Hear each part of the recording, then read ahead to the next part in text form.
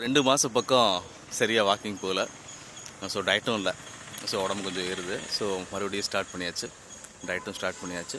Diet means life style change plus food change. அதாவது diet அப்படின்னா அளவாக சாப்பிட்றது அந்த மாதிரி இல்லை, ஃபுட் ஹேபிட்டே மாற்றணும். ஸோ அதுதான் மறுபடியும் ஃபாலோ பண்ணுறேன். அதே மாதிரி லிமிட்டெடு, நிறைய கார்போஹைட்ரேட் எடுக்காமல், கார்போஹைட்ரேட் ரொம்ப கம்மி பண்ணிடணும்.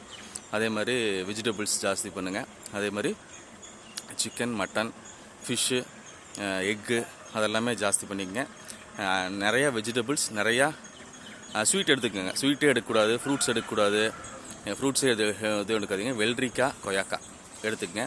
சிக்கன், மட்டன், ஃபிஷ்ஷு, முட்டை, கார்போஹைட்ரேட் கம்மி, ரொம்ப கம்மி பண்ணிக்கங்க. எதுவுமே வேண்டாம்.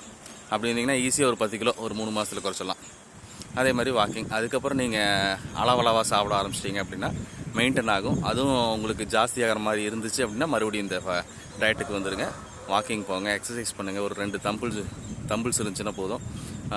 நமக்கு வீட்லேயே ஒர்க் அவுட்டும் பண்ணிக்கலாம். நிறைய யூடியூப் சேனல்ஸ் பாருங்கள். ஸ்ட்ரெச் ஒர்க் அவுட் பண்ணுங்கள். டெய்லி ஒரு 1 மணி நேரம் 1.5 மணி நேரம் ஸ்பெண்ட் பண்ணிங்கன்னா மைண்டுக்கும் ஃப்ரீயாக இருக்கும், ஃப்ரெஷ்ஷாக இருக்கும். ஓகே, நான் ஸ்டார்ட் பண்ணியாச்சு. இன்னையிலேருந்து நீங்களும் ஸ்டார்ட் பண்ணுங்கள். தேங்க்யூ.